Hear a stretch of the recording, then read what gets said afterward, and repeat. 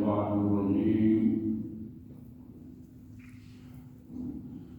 هو الذي أرسل رسوله بالهدى ودين الحق ليظهره على الدين كله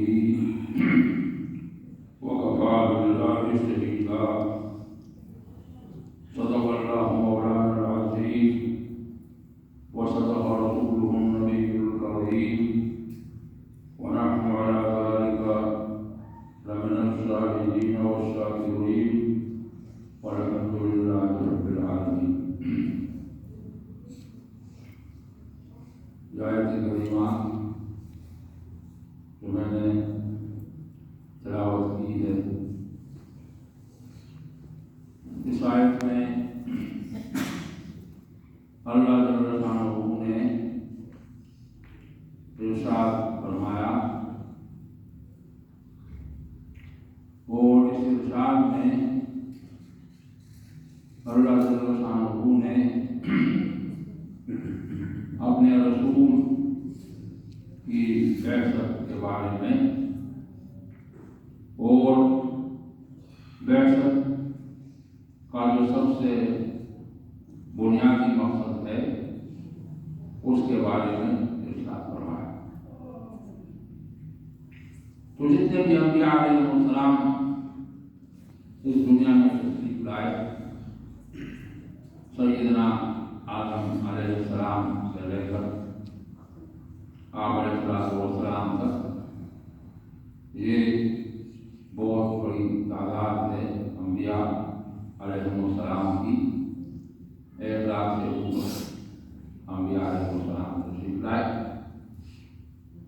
ان تمام انبیاء علیہ السلام کی بعثت کا جو مقصد ہے، بنیادی طور پر مقصد یہی ہے کہ انسان کا تعلق اللہ کے ساتھ ہو جائے. انسان جب اس دنیا میں آتا ہے اور اس دنیا کی نعمتوں میں پڑھتا ہے اور بھولتا ہے تو وہ اللہ کو بھول جاتا ہے. عام طور پر یہ ہوتا ہے کہ جب انسان کو اللہ نعمتیں عطا فرماتا ہے، جوانی کی نعمت عطا فرماتا ہے، سب سے بڑی نعمت ہے انسان کو، ہر انسان کو جو ملتی ہے وہ جوانی کی نعمت ہے. جب انسان کا وجود بہت ہی فٹ ہو جاتا ہے، فزیکلی انسان فٹ ہو جاتا ہے، اس کے تمام اعضاء ہیں جسم کے، ان کے اندر پوری قوت آ جاتی ہے. تو یہ جوانی اللہ کی بہت بڑی نعمت ہے. اور جب جوانی گزر جاتی ہے تو پھر واپس نہیں آتی. جوانی کے دن جب گزر جاتے ہیں اور بڑھاپا آتا ہے تو ظاہر ہے کہ پھر انسان کو دوبارہ جوانی نہیں گزر گئی. تو انبیاء علیہ السلام جتنے بھی دنیا میں تشریف لائے، سیدنا آدم علیہ السلام کو اللہ نے نبوت عطا فرمائی اور سیدنا آدم علیہ السلام کے بعد ان کی اولاد میں سلسلہ چلا اور سیدنا شیس علیہ السلام کو اللہ نے نبوت عطا فرمائی اور بعد میں سیدنا نوح علیہ السلام کو اللہ نے نبوت عطا فرمائی. یہ جو انبیاء علیہ السلام کا پورا سلسلہ ہے، تو اس سلسلے کے اختتام پر اللہ نے سیدنا محمد مصطفیٰ احمد مجتبیٰ صلی اللہ علیہ وآلہ وسلم کو بھیجا.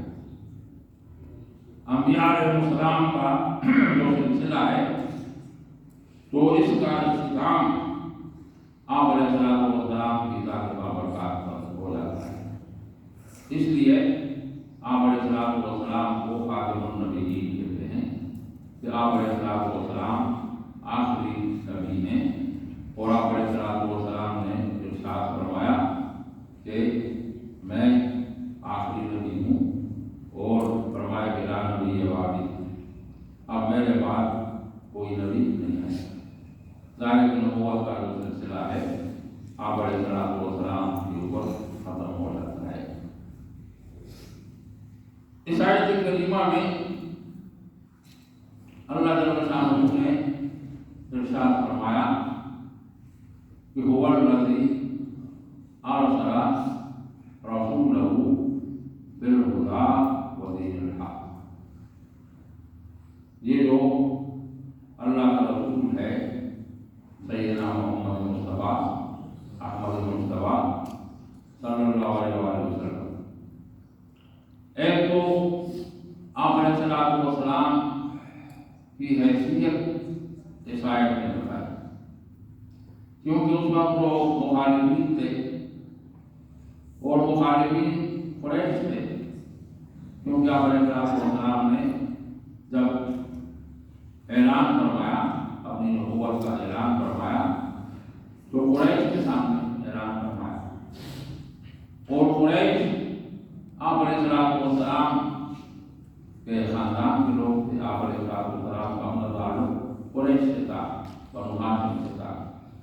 बाकी जो कबाइल थे कुरैश के, तो उन सबको आप अलैहिस्सलाम ने जमा करवाया और उनके सामने ऐलान करवाया और उनको इरशाद करवाया कि क़ूलू ला इलाहा इल्लल्लाह तुफ़्लिहू, कि आप लोग इस करने की तरफ आएँ और आप लोग अल्लाह के साथ जुड़ जाएँ और आप लोग जो है इक़रार करें कि अल्लाह के सिवा कोई और माबूद नहीं है, तो इसमें तुम कामयाब हो जाओगे। कामयाबी का रास्ता और कामयाबी की जो कुंजी है तो वो ये कलिमा है कि तुम इस करने का इक़रार करो और इसके ऊपर आओ। तुम्हारा आप अलैहिस्सलाम के जो अव्वलीन मुखातब हैं वो खुद आपके अज़ीज़ व क़ारिब, इसलिए कि कुरान मजीद ने इरशाद फरमाया वो अंज़िर आशीरतकल अक़रबीन, ऐ पैगम्बर सबसे पहले आप अपने जो अज़ीज़ व क़ारिब हैं सबसे पहले उनको दावत और उनको बताएं कि आपको अल्लाह ने नबी बना कर भेजा है। तो ये तरतीब है, दावत की तरतीब यही है कि दावत में सबसे पहले इंसान अपने आप को दावत देता है। सबसे पहली जो इंसान की दावत होती है वो अपनी ज़ात को होती है। इंसान अपने आप को मुखातिब करता है और अपने आप को दावत देता है और हर शख्स को यही चाहिए कि वो अपने आप को देखे। हमारे यहाँ तरीका ये है कि हम दूसरों को दावत देते हैं, अपने आप को दावत देते हैं। इसलिए जो दावत का काम होता है तो वो उसमें वो कामयाबी नहीं होती। सूफिया का तरीका ये है कि भी सबसे पहले अपने आप को दावत, अपने कल्ब को देखो कि तुम्हारे अपने कल्ब की हालत क्या है, तुम्हारे अपने दिल की हालत क्या है और तुम्हारी अपनी रूह की हालत क्या है और तुम्हारे ज़हन की हालत क्या है। खुद तो तुम्हारा ज़हन बड़ा लगता है और खुद तो तुम्हारा जो कल्ब है उसमें अजीब गरीब मसाइल हैं, ज़रूरतें हैं और आप दावत देते हैं दूसरों करते रहते हैं कि दूसरों को दावत देनी है। तो वही दूसरों को दावत को अच्छी बात है, लेकिन सबसे पहले अपने आप को दावत। तो अल्लाह के रसूल को हुक्म होता है कि वो आशीरतकल अक़रबीन, ऐ पैगम्बर सबसे पहले आपको है और आपको जो फर्ज है वो ये है कि आप अपने जो खानदान के लोग हैं इनको दबाएं और उनको उनके सामने बताएं, उनको जो मैसेज है वो कन्वे करें जो भी आप अल्लाह ने भेजा है। तो अल्लाह के रसूल ने ये इरशाद फरमाया कुरैश को मुखातिब करके और उन्होंने कहा कि मुझे अल्लाह ने पैगम्बर बनाकर भेजा है और मैं तुम्हें ये दावत देता हूँ और मैं तुम्हें ये हिदायत देता हूँ کہ تم باقی تمام جو معبود ہیں جن کی تم عبادت کر رہے ہو، جن کے ساتھ تم جڑے ہوئے ہو، ان تمام معبودان کو چھوڑو، اللہ کے پاس۔ تو اللہ کے ساتھ جڑنے میں کامیابی ہے، اور اللہ کے علاوہ باقی جو سہارے ہیں اور باقی جو اسباب ہیں جن کے پیچھے انسان چلتا ہے، تو اللہ کے رسول نے فرمایا کہ اس میں فائدہ نہیں، کامیابی نہیں۔ کامیابی صرف اس میں ہے کہ اللہ کے ساتھ تمہارا تعلق ہو جائے۔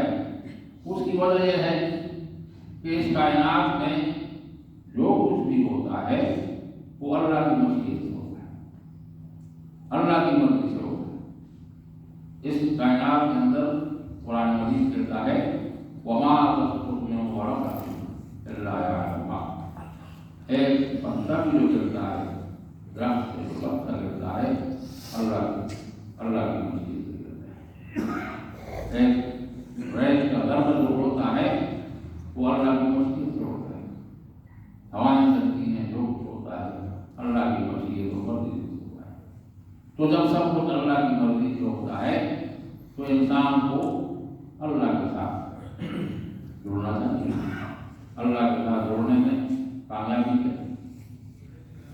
تو اس آیت کریمہ میں ارشاد فرمایا کہ هو الذی ارسل رسولہ بالہدی ودین الحق، اللہ جل شانہ کی ذات و برکات وہ ہے اور اتنی عظیم ذات ہے، اور تمہاری اوپر فضل و کرم کرنے والا اللہ ہے، کہ اس اللہ نے اپنا رسول بھیجا، تمہارے لیے اپنا رسول بھیجا۔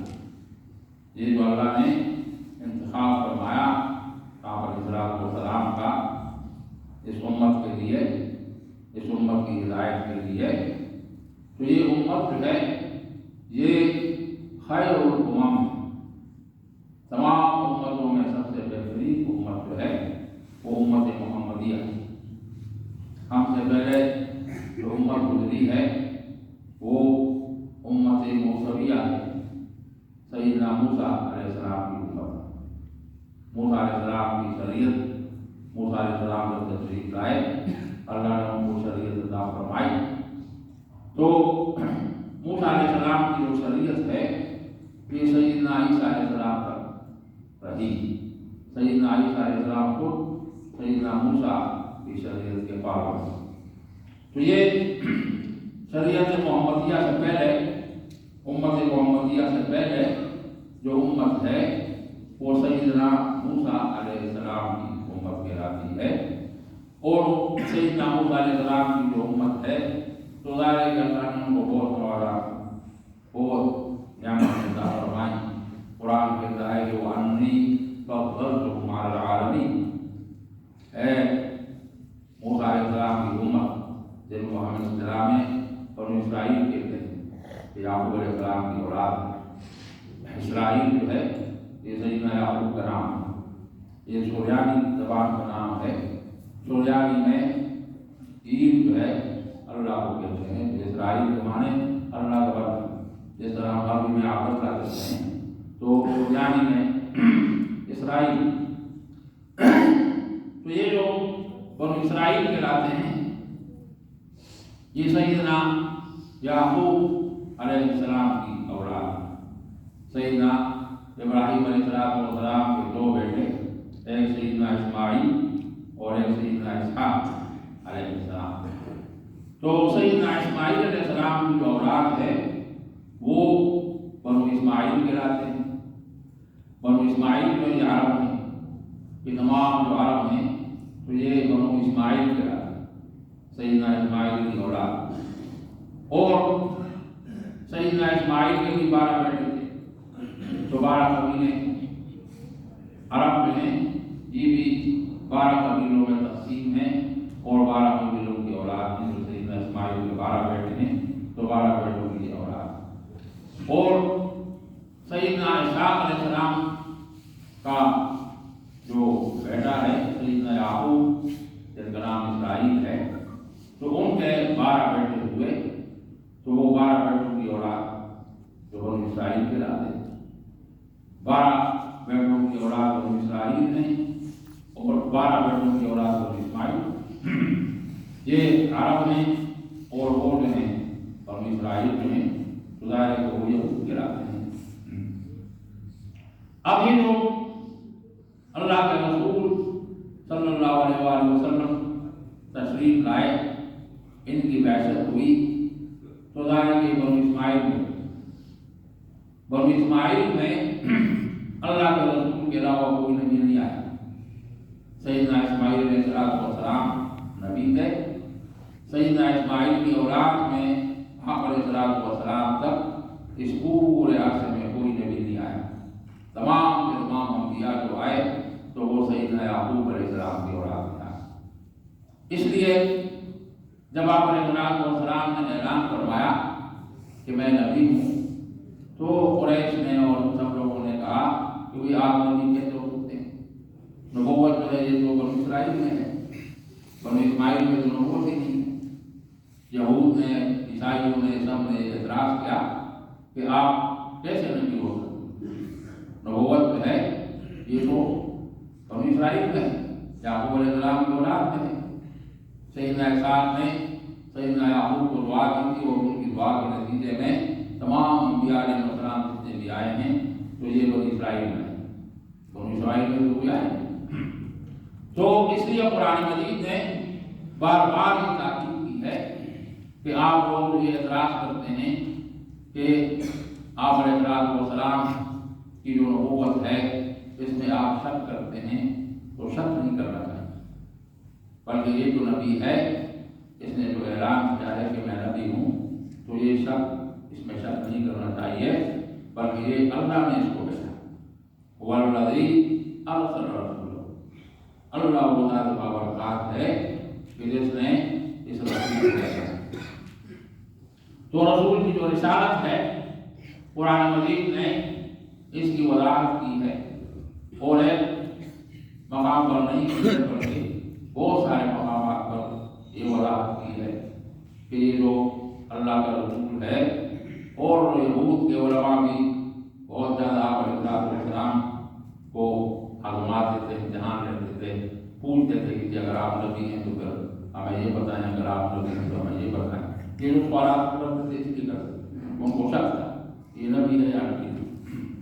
تو اللہ کے رسول سے جو بھی سوال ہوا، یہود کے علماء نے جتنے بھی سوالات کیے تو اللہ کے رسول نے ان کو جوابات دیے، اور جب ان کو جواب ملتا تھا تو پھر وہ خاموش ہو جاتے تھے کہ یہ بات تو ٹھیک ہے، اس کے بعد تو یہ علم جو ہے یہ کدھر سے ہے؟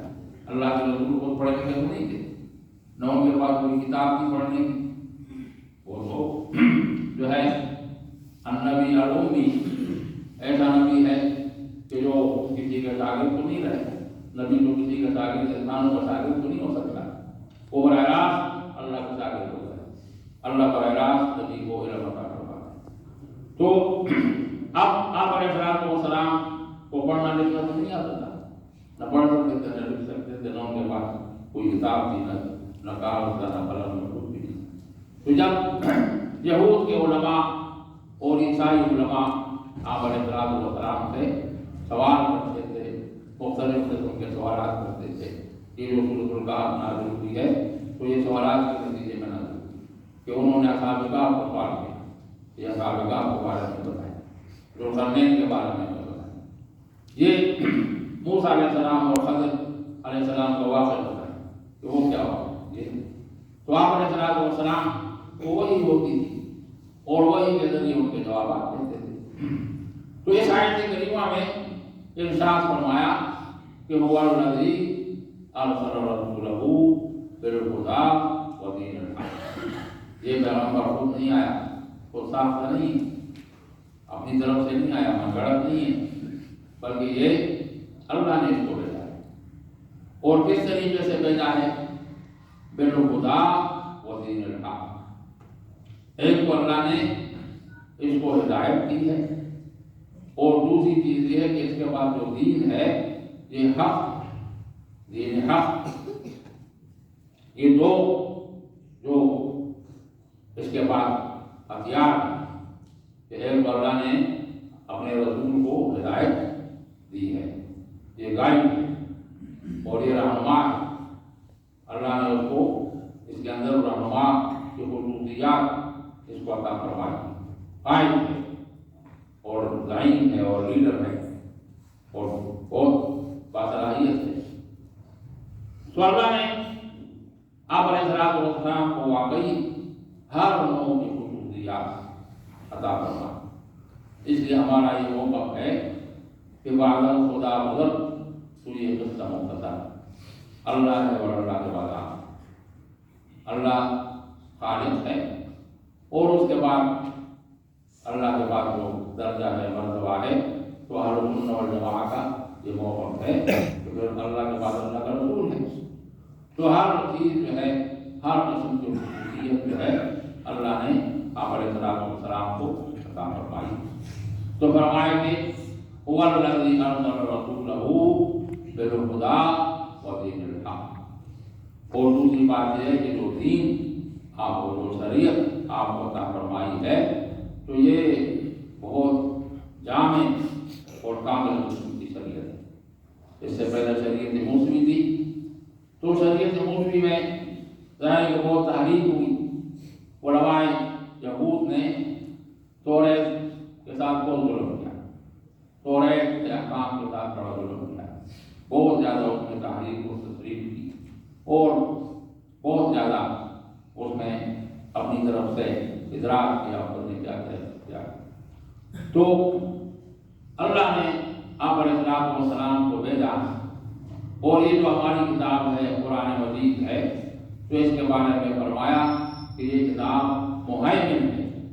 मुहैमिन के माने ये है कि ये गुज़श्ता जो किताबें आई हैं उन किताबों में उनके उलमा ने जो तहरीकात की हैं और तशरीफ़ात की हैं, तरामीम की हैं और अपनी तरफ से उन्होंने इजाफे किए हैं, तो कुरान मजीद ने उनको साफ कर दिया है क्योंकि असल हकीकत ये है।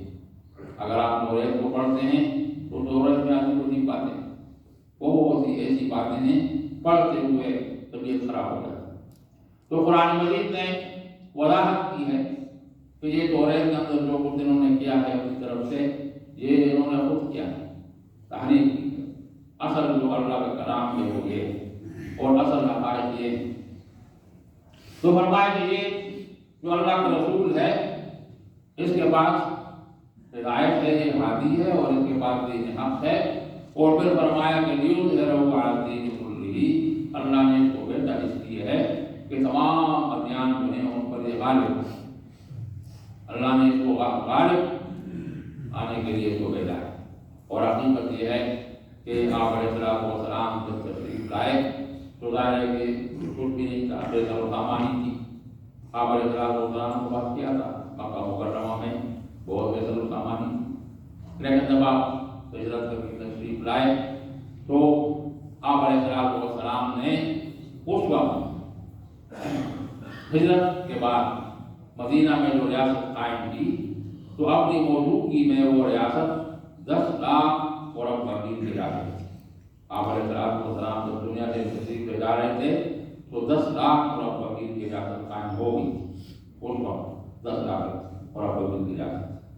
तो ये आप अलैहिस्सलाम में मौजूदा कि आपने 8 साल के अंदर अंदर हिजरत के बाद कितना टाइम है, 10 साल मदीना में रहे और 10 सालों में शुरू में 2 साल इसी तरह रहे और बाद के 8 सालों में आप अलैहिस्सलाम को इतनी कामयाबी अल्लाह ने अता फरमाई कि 10 लाख अरब मील की जो है आपने रियासत कायम फरमाई और मुकम्मल रियासत कायम फरमाई।